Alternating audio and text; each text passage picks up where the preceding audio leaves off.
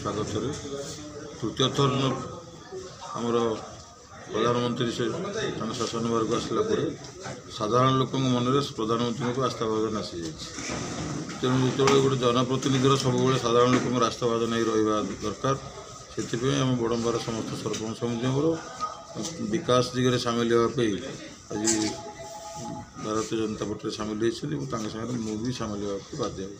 आपण दीर्घ वर्ष धरी देवी बाबू समर्थक थे अधीन काम करुले मार्गदर्शन एमती कौन है भारतीय जनता पार्टी जोगदेले कहली आपन को सब जनप्रतिनिधि काम हो विकास सांगे साधारण जनतार सांगे रही तेणु विकास सांगे रही सामिल विजेडी समय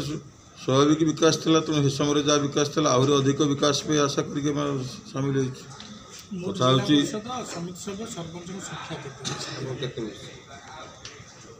आमर जिला परिषद 3 और सरपंच समिति पंचायत 38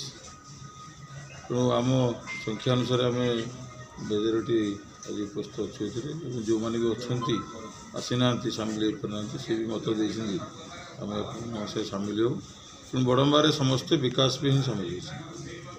हो।